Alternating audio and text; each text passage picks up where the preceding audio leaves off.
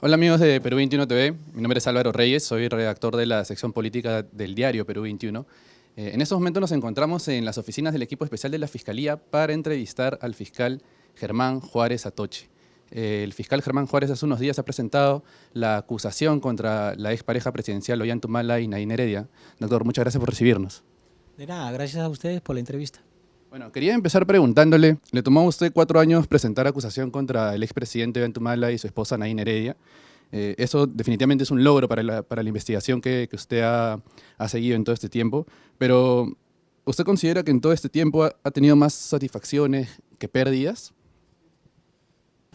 Haciendo un balance con relación no solamente a este caso de Ollantumala, porque también tengo otras investigaciones bastante emblemáticas, creo que el balance es positivo, pero también ha demandado de mucho esfuerzo, de bastante trabajo, de bastante dedicación, concentración, porque justamente son casos emblemáticos donde existe una expectativa, un interés a nivel nacional. Y eso hace de que sea una responsabilidad que uno asume con bastante ahínco para efectos de no defraudar también esa expectativa de la ciudadanía que siempre está pendiente de que haya justicia en el país. Ahora, usted habla ahorita como fiscal, pero queremos conocer también la parte humana del abogado Juárez Atoche, ¿no? ¿Cómo se sintió usted anímicamente, su familia, cómo enfrentó todo este proceso de investigación? Bastante difícil, diría yo, porque pierdes bastante tu privacidad. Y el hecho cuando asumí la investigación de este caso de Ollanta Humala, diría que prácticamente mi vida cambió, dio un vuelto de 180 grados por cuanto tenía que cuidarme a qué lugares iba, con qué amigos me juntaba, las salidas con la familia, con los hijos. Entonces, ya va cambiando un poco en ese sentido por cuanto tienes que cuidar ya tu imagen, tienes que cuidar a los lugares donde vas, a los amigos con quienes frecuentabas, tienes que cuidarte bastante, ¿no? Y eso limita un poco ya tu privacidad, ¿no? Ya dejas de ser el Germán Juárez que antes iba y que tomaba un micro o que caminaba a pie, y va cambiando esas situaciones porque ya uno tiene que tomar determinadas medidas, tanto de seguridad como también para cuidar la imagen. Ahora, extraña esa vida también que tenía antes de asumir el caso e incluso ser miembro del equipo especial. Claro, sí, se extraña bastante porque yo pues he sido bastante amiguero, sobre todo cuando iba al norte, a mi tierra, ¿no? Donde yo soy, que es de Sullana. A veces me encontraba con los amigos y la chacotada, como se dice, ¿no? Siempre la palomillada, ¿no? Pero sana, ¿no? Y ya uno ya prácticamente eso lo va dejando y ya las cosas las va tomando con mayor seriedad, ¿no? Y eso va cambiando. A veces los amigos piensan de que uno ha cambiado en el sentido de que ya no quiere juntarse con ellos, ¿no? Sino que la situación va por otro tema, ¿no? Sino por la cuestión ya profesional, ¿no? Digamos que tienes casos importantes y por lo tanto tienes que eh, comportarte a la altura de que en ese momento, de las investigaciones que tú tienes en ese momento, ¿no? ¿Usted siente que ha madurado, que ha cambiado mucho su personalidad, su manera de ver el mundo, de ver las cosas? Sí, ha cambiado, pero también lo otro me ha servido justamente para efectos de este cambio, pero no quiere decir que la humildad que he tenido siempre por los puestos que he tenido sigue siendo la misma, ¿no? Si no me refiero al hecho de frecuentar a determinados amigos o frecuentar determinados lugares, que ya no es igual, ¿no? Uno ya tiene que cuidarse a dónde va. Entonces, en ese sentido es el cambio, ¿no? Bueno, con la familia ya a veces las reuniones son más reservadas también, ¿no? Ya no son tan públicas como se hacían antes. Ahora, doctor, usted el caso de Humala no lo asumió desde un principio, ¿no? Hubo dos fiscales antes de usted que vieron esta investigación, ¿no? Primero el fiscal Cárdenas y luego el fiscal Rojas, y después es que asume usted. No sé si me podría contar cómo se dio este proceso, ¿no? Usted ha sido la tercera opción, digamos, que finalmente afronta esta investigación que ha sido larguísima. Sí, yo recuerdo que estaba en la Fiscalía de Lavado de Activos y este caso lo tenía el doctor Rojas, pero una parte lo tenía el doctor Rojas y otra parte creo que la tenía el doctor Guaigua. Lo cambiaron al doctor Guaigua y se lo pasaron creo al doctor Castellanos. El Castellanos parece que tuvo algunas incompatibilidades, no sé, y bueno, no quiso aceptar el caso por cuestiones netamente jurídicas, no tanto porque tuvo temor, sino por cuanto podía haber algún conflicto de intereses que él contó en ese momento. Bueno, entonces el doctor Vela Barba, en ese entonces coordinador de la Fiscalía de Lavado de Activos, me mandó a llamar y me dijo de que había un caso emblemático y que si lo podía asumir. Yo le dije que no tenía ningún inconveniente en asumir ese caso, del hecho que yo había llegado a trabajar como titular en la Fiscalía de Lavado de Activos, estaba dispuesto pues a tomar cualquier caso emblemático o difícil que sea y que no me hacía ningún problema, que yo lo aceptaba y lo asumía. Usted asumió el caso incluso sabiendo que se tenía que enfrentar al poder, porque Ollanta está en ese momento como presidente de la República, ¿no? Y se investigaba en principio a la ex primera dama, ¿no? En ese entonces Nain Heredia, que, bueno, que es la esposa de Ollanta, ¿no? ¿Usted no evaluó también esa situación, las cosas que tenía que enfrentar?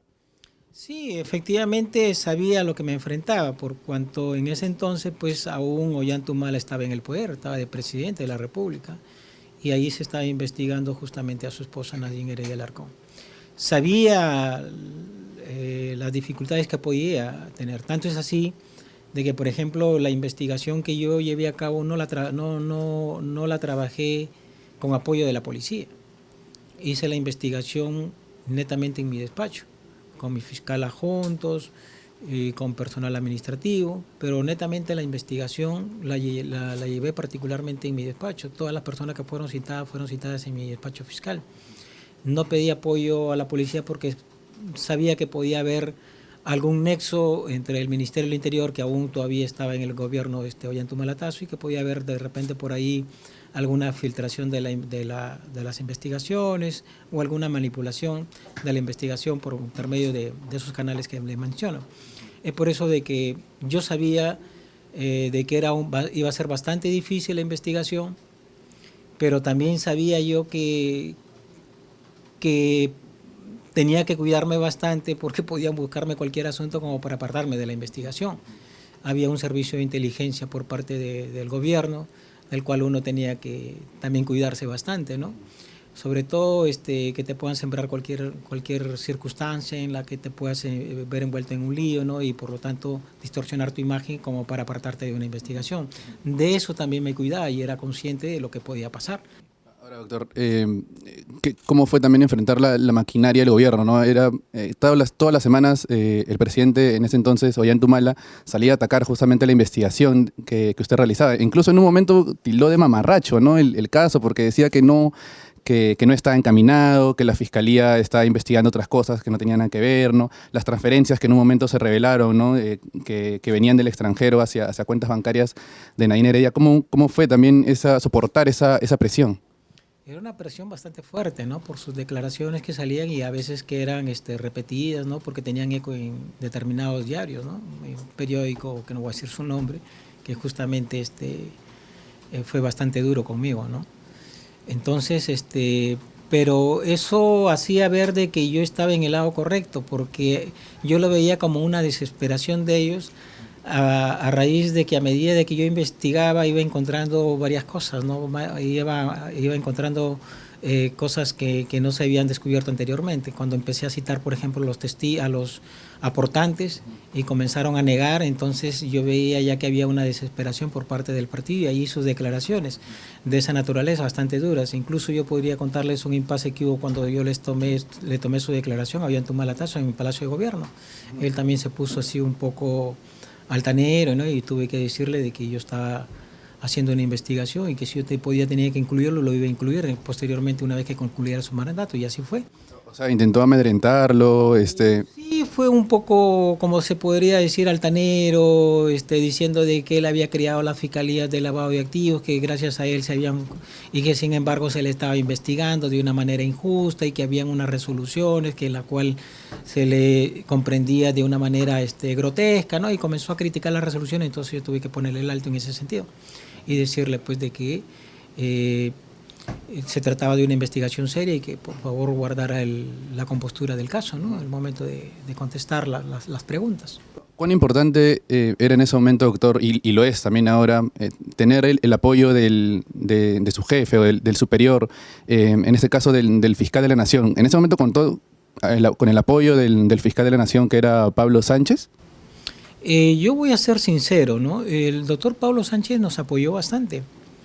En la investigación nunca tuve interferencia por parte del doctor Pablo Sánchez, ni siquiera tampoco por el otro fiscal que después lo reemplazó. Y creo que eso también ha sido el éxito también de estas investigaciones. Mi saludo, por ejemplo, el actuar del doctor Vela Barba, ¿no? Es un fiscal superior coordinador que nos ha apoyado bastante. Es más, ha sabido defender las resoluciones que obteníamos en primera instancia y las ha defendido en segunda instancia con un ardor, con un clamor bastante plausible, diría yo. Y eso nos daba a nosotros la fortaleza pues, de que teníamos el apoyo no solamente del doctor Vela Barba, sino que también de la parte de arriba, aunque no se sentía mucho, pero de todas maneras al menos nos sentimos alguna interferencia o que al menos nos dijeran esto sí, esto no. Entonces, en ese sentido, creo de que fluyó la independencia de criterio que tenemos los fiscales, ¿no? Para efectos de realizar nuestra labor investigativa. Doctor, ¿cuánto cambió la actitud de usted y de cómo llevó la investigación cuando, bueno, todo el país se dio cuenta que Nadine Heredia estaba saliendo del país, estaba saliendo del Perú, y justamente se le estaba investigando, ¿no? ¿Cómo ese caso, ese hecho, le dio un giro a todo el proceso que usted tenía, hizo que usted sea más cuidadoso? Fue bastante difícil, porque si nosotros recordamos los titulares era de que Nadine se fugó, que se fugaba, y entonces había una presión bastante fuerte en el caso de nosotros. O sea, yo trataba de asimilar los golpes, la crítica en ese sentido, para efecto de que no se afectara también mi personal que me apoyaba. Porque recordando, pues, yo había solicitado un impedimento de salida al inicio cuando yo formalicé la investigación preparatoria y pedí comparecencia con restricciones para asegurar la presencia de los imputados al proceso, pero con una medida pues no tan intensa que la prisión preventiva. Pero a raíz de esas noticias que salían, que se propalaban, y que incluso que Nadine salió del país y que hacían prever una fuga, y que ese contrato que le sale por intermedio de la FAO hacía prever de que ya no iba a regresar. Entonces hizo pues que nosotros tomáramos la decisión de pedir la variación de la comparecencia por prisión preventiva. Y fue bastante duro porque tuvimos que trabajar en ese corto tiempo, sustentar esa variación de la comparecencia por prisión preventiva y argumentar pues que efectivamente había un peligro de fuga latente. Ahora, eso también marcó un precedente para los demás casos, ¿no? Creo que la percepción que tuvo la Fiscalía de los investigados dentro del caso Lava Jato era que podían hacer o podían tomar ese tipo de actitudes, ¿no? Que podían poner en riesgo la investigación. En todo caso, cuando ustedes piden la prisión preventiva o medidas severas, está totalmente justificado. Sí, bastante justificado. O sea, ¿tú te imaginas pedir una medida de prisión preventiva contra alguien que había sido presidente de la República y con la esposa que había sido primera dama? Era un escándalo en ese momento, ¿no? Entonces, tomar esas medidas drásticas en ese momento, lógicamente que tienes que pensarlo bastante, ¿no? Porque lo primero que te dicen los colegas o las personas cercanas a ti, oye, ¿estás seguro? ¿Tú sabes lo que vas a hacer? Eso es lo que a veces me decían. Te vas a pedir la prisión preventiva de un exmandatario. alguien que ha sido presidente de la República. Y casos así no se había visto, ni en el caso de Fujimori, que fue justamente sufre prisión a raíz ya de una sentencia. Entonces, lógicamente que ahí hay que tener también la convicción y la valentía de tomar decisiones. Y esa decisión se tomó y tuvimos el apoyo también pues, del doctor Vela Barba, quien nos dio la libertad de hacerlo y me dijeron, si ustedes están convencidos de hacerlo, háganlo, tienen mi respaldo. Y yo iré a sustentar en el caso que sea denegada o en el caso que sea declarado fundado su requerimiento. Entonces, con ese aval, nosotros la pedimos. Y lógicamente que eso generó hacia adelante, digamos, una situación de que los fiscales, nosotros los fiscales, podemos hacer requerimientos de medidas de coerción de esta naturaleza, siempre y cuando estén debidamente fundamentados. Ahora, doctor, usted consiguió justamente que el Poder Judicial dicte prisión preventiva para el expresidente Ollanta Humala y su esposa Nadine Heredia. Sin embargo, su caso ha sido muy volátil, ¿no? Porque la defensa justamente de la expareja presidencial impuso o presentó un recurso ante el Tribunal Constitucional y justamente logró que también se revirtiera esta prisión preventiva, ¿no? No ha sido un caso lineal el de usted, ¿no? Ha sufrido muchos golpes el proceso. Sí, digamos varios golpes, porque prácticamente en el Poder Judicial, en el órgano jurisdiccional, el Ministerio Público ganó todos sus requerimientos y fue el Tribunal Constitucional quien les dio libertad con una sentencia que tuvo sus críticas y yo no quiero ir más allá de lo que ya se ha dicho. Yo soy respetuoso de las instituciones y si el Tribunal Constitucional consideró, haciendo una reevaluación de lo que no se hacía anteriormente de una resolución judicial y creyó de que se había afectado a derechos, a buena hora. Entonces, desde esa óptica de cuando salieron en libertad, como les repito, respetuoso de esa decisión, el Ministerio Público prosiguió con las investigaciones y con una actitud de querer también terminar lo más antes posible este proceso, porque se hablaba de que no había acusación y que sin embargo estaban presos. Pero lo que debo indicar al respecto es de que este tipo de casos son casos difíciles y son casos bastante complejos. Y es por eso que la ley da, por ejemplo, 36 meses de investigación. Y dentro de ese plazo el Ministerio Público, por ejemplo, en mi despacho, no ha ocupado los 36 meses. Esta investigación iba a terminar en junio de este año. Sin embargo, la terminé en enero de este año, o sea, antes de que vence el plazo. O sea, quiere decir de que se han respetado los plazos y que esta investigación se lleva dentro de la observancia de los plazos que establece el Código Procesal Penal. ¿Ya? Entonces, en ese sentido, yo pienso de que acá se han respetado los derechos fundamentales de los imputados, la observancia del debido proceso también. Hablemos un poco de las conclusiones de su investigación, doctor. En la acusación usted pide la disolución y la liquidación del Partido Nacionalista, ¿no? Eso ha recibido muchas críticas. ¿Cómo usted justifica esta severa medida para una organización criminal? A ver, yo sé que esto ha generado bastante polémica, sobre todo ¿no? los representantes de partidos políticos y de las organizaciones ¿no? políticas, porque piensan de que es de los alegatos que refieren que siendo un partido político se rige por la ley de partidos políticos y ahí establece en qué momento pueden disolverse ¿no? o liquidarse un partido.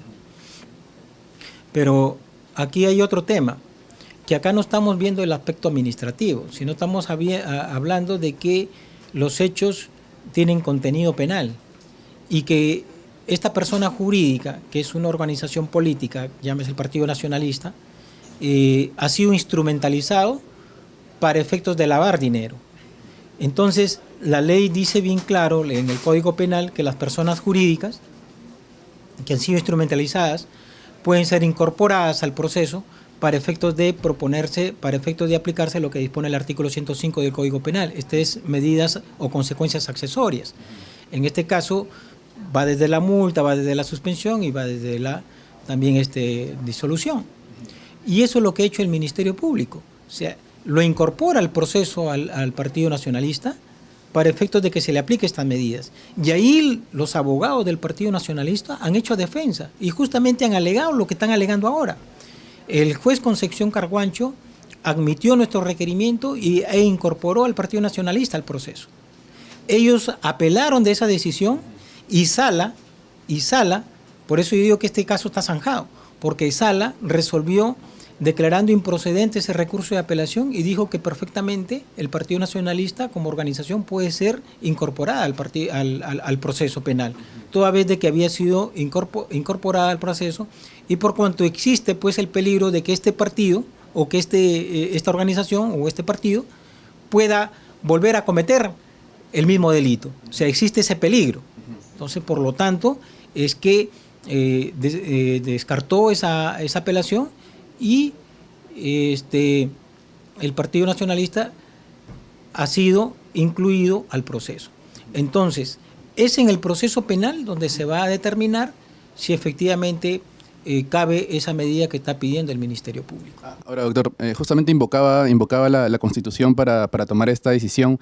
Sin embargo, hay algunos abogados que dicen que en la norma no se habla específicamente de organizaciones políticas para liquidar o disolverlas, ¿no? Sino más bien de asociaciones, de empresas, de gremios. ¿Cómo explicar esto? Hay una ley que ha salido, que es la 1352, creo que habla sobre la responsabilidad administrativa de las personas jurídicas y ahí habla de asociaciones. Y en asociaciones lo hace de un punto de vista abierto. En las asociaciones entran los partidos políticos, incluso los sindicatos, que pueden ser utilizados para lavar dinero. Entonces, en esa ley, por ejemplo, ya se contempla de que tales personas jurídicas pueden ser comprendidas como para ser responsables cuando han sido instrumentalizadas para lavar dinero. Lo dice expresamente la ley. Por lo tanto, en igual similitud ha sucedido lo que ha hecho el Ministerio Público de incorporarlas y, como repito, ya en primera y en segunda instancia han declarado fundado nuestro requerimiento. Por lo tanto, lo que ellos alegan ya fue resuelto por el juez en primera y en segunda instancia. Ahora, hablemos de las penas que usted ha pedido para Ollanta y Nadine Heredia. 20 años de cárcel, ¿no? para Humala y 26 años y 6 meses para Heredia. Bueno, los abogados ya han salido a cuestionar esa solicitud porque dicen que es muy excesiva, ¿no? Y no solamente los abogados de Humala y Heredia, sino también constitucionalistas, penalistas, ¿no? que han cuestionado eso. ¿Se podría explicarnos cómo se justifica esta solicitud? Entiendo, porque a veces opinan y desconocen cómo son los hechos. El Código Penal establece que cuando hay concursos de delitos, las penas se suman. O sea, supongamos que existen 2 hechos punibles y por un hecho, supongamos, existe 5 años de pena y por el otro hecho 6 años.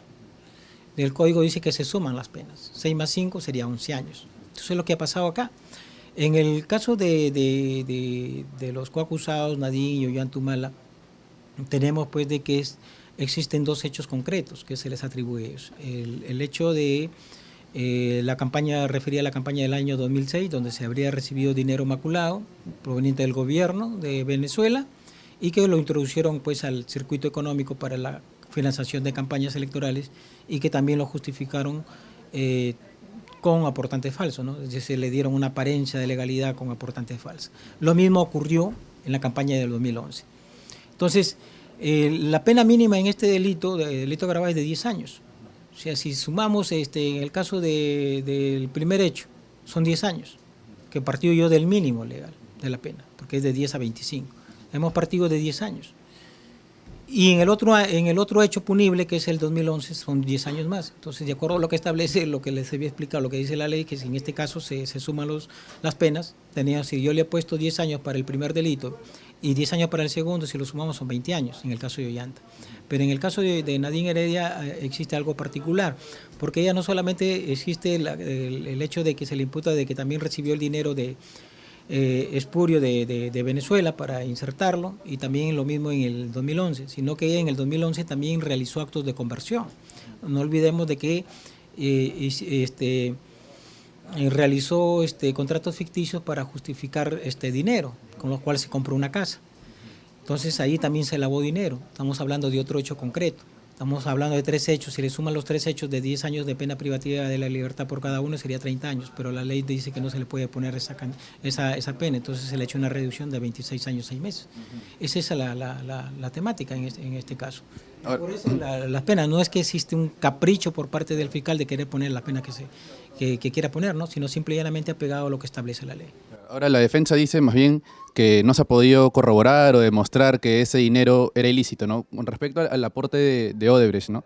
Lo que menciona la defensa es que el aporte, ¿no? Si bien pudo haber llegado, ¿no? Porque eso es lo que dice la defensa, se pudo haber llegado a manos de Ollantumala y Nadine Heredia, no se ha demostrado si realmente tenía un origen ilícito, ¿no? ¿Qué responde usted al respecto? Yo entiendo la defensa de Ollanta, que siempre han venido justamente sosteniendo eso, pero que al final de cuentas yo sé que se van a ir no tanto por eso, sino se van a ir por discutir el tipo penal, en el sentido de que si es delito o no es delito el haber recibido dinero porque ellos lo ven como un aporte, ¿no? Al margen de eso, ellos dicen que no sabían el origen ilícito, que venía de Odebrecht, pero aquí el tema que es importante resaltar es de que Ollanta y Nadine Heredia no es de que Odebrecht les entrega dinero a ellos porque quería congraciarse con ellos. O sea, no es de que Odebrecht dice, ¿sabes qué? Yo como empresa quiero darles un aporte. No es así. Porque ahí quizás podrían decir, bueno, Odebrecht nos entregó el dinero y nosotros sabíamos si era ilícito.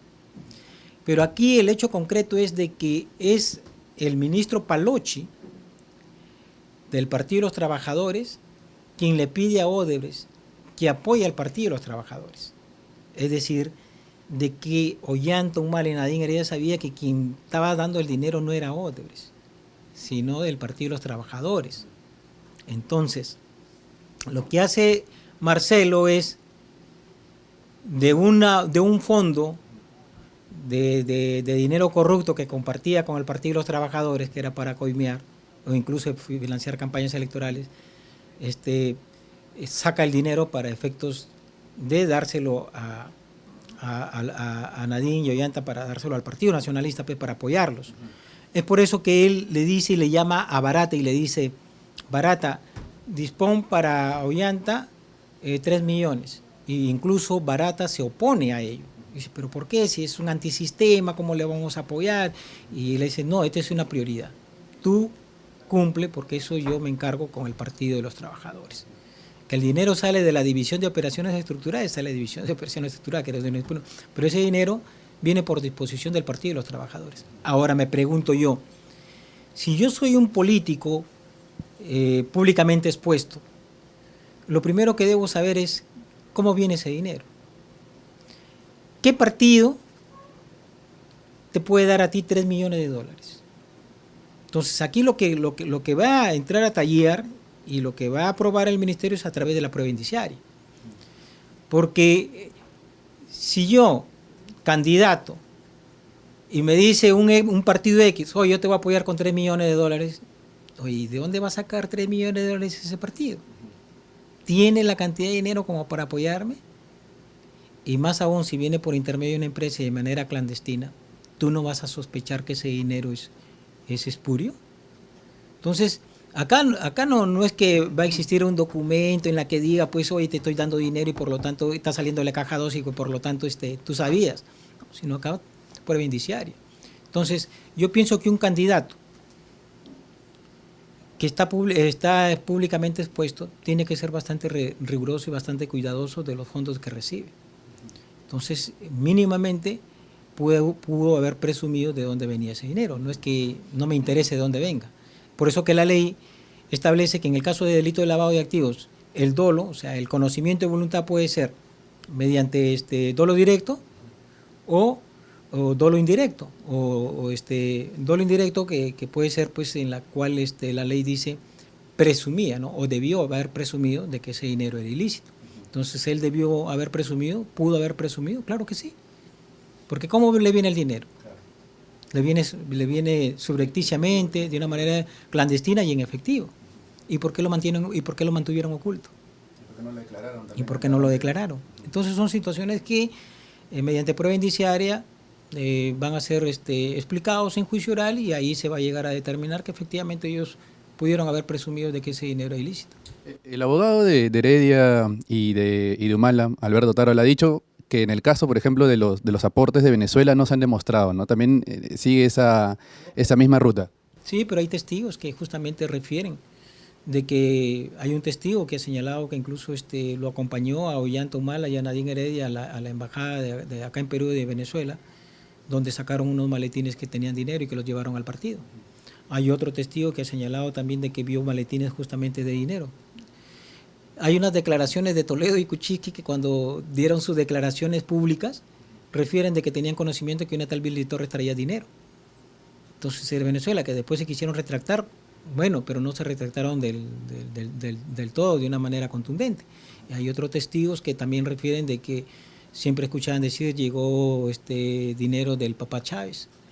Entonces, en referencia al expresidente Hugo Chávez. Sí, lo dicen. Entonces esos van a declarar en juicio y ahí lógicamente que se va a presumir de que ese dinero venía de allá, de una fuente ilícita, porque no creo que Chávez haya sacado dinero de su bolsillo para darles a ellos. Estamos hablando de varios millones de dólares que ingresaron para efecto de financiar también la campaña del 2006.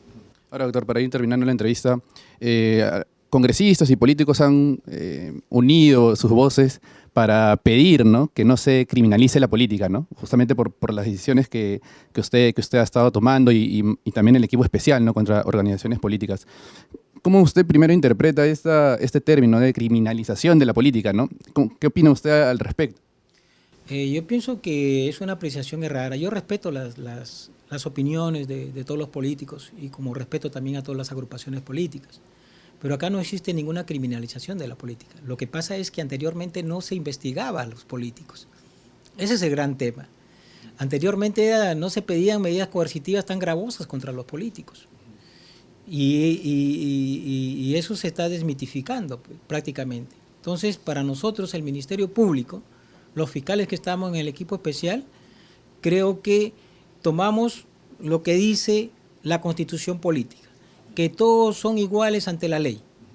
Por más político que seas, por más alto cargo que tengas dentro de la función pública, si existen indicios de que habrías cometido un delito, tienes que ser investigado. Y si te tiene que pedir alguna medida coercitiva de manera gravosa, se tendrá que hacerlo, sin temor alguno. Y eso yo pienso que no, más bien debería tomarse como de que la justicia está despertando y que ya no existe una justicia selectiva, sino que a todos los vemos por igual. Y eso no es criminalizar la política. Se ha hablado, por ejemplo, y se ha satanizado la prisión preventiva, pero la prisión preventiva se viene aplicando desde que entró en vigencia el Código Procesal Penal, desde el 2004. Y nunca nadie dijo nada. ¿Por qué? Porque la prisión preventiva se le aplicaba al delincuente común, el que robaba un celular, el que entraba a un banco y robaba a mano armada, al violador, al extorsionador. Pero, ¿y qué hay de los que cometen delitos siendo funcionarios públicos? Los que se le conoce como delitos de cuello blanco. ¿Por qué ellos no? Entonces ahora simple y llanamente lo que se está haciendo es investigarlos y aplicarle la misma ley que se le aplica a todos. Entonces acá, como no era común eso, se ha tomado como que se está criminalizando la política. Nosotros no tenemos ningún interés político.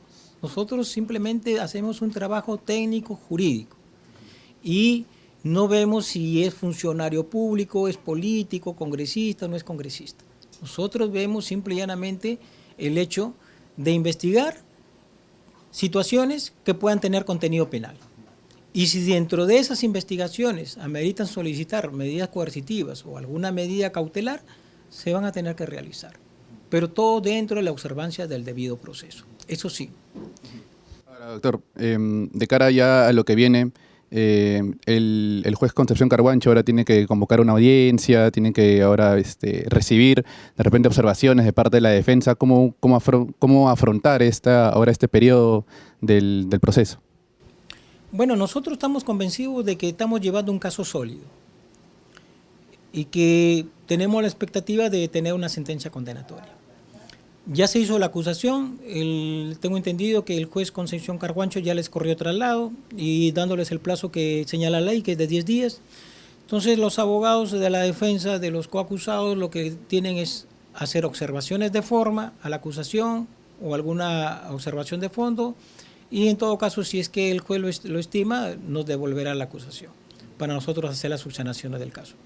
Pero si no es así, el juez venció el plazo que se les acorrió traslado a los coacusados, tiene 20 días para efectos de señalar, dentro de ese plazo, para señalar día y hora para ver el control, para ver la acusación, es decir, donde se va a discutir los términos de la acusación, donde seguro los abogados van a plantear excepciones, van a plantear tachas, oposiciones, y eso se va a decidir en esa audiencia de control de acusación que va a tener que señalar el juez Concepción Carhuancho. De llegar a juicio, ¿usted estima más o menos cuándo es que sucedería esto? ¿En qué mes? ¿Si es este año o el próximo? Yo, viendo los plazos que a veces no se cumplen, porque hay que tener en cuenta también la agenda del Poder Judicial.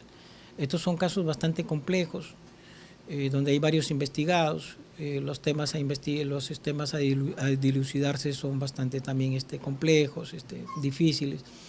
Yo pienso que estimaría que de aquí a 2 a 3 meses se podría estar señalando fecha para juicio oral. ¿Y una sentencia para cuándo más o menos? En instancia, yo pienso que a fin de año podría haber una sentencia ya en primera instancia, porque soy consciente de que este caso va a tener que llegar incluso a última instancia, que llámese en casación, donde ya se pueda obtener una sentencia firme. O sea, ya más o menos para las próximas elecciones. El próximo año le calcularé yo que pueda terminarse definitivamente ya con una sentencia firme este proceso. Listo, doctor, muchas gracias por la entrevista. Bueno, eso ha sido todo. Amigos de Perú 21 TV, ya nos vemos en la próxima.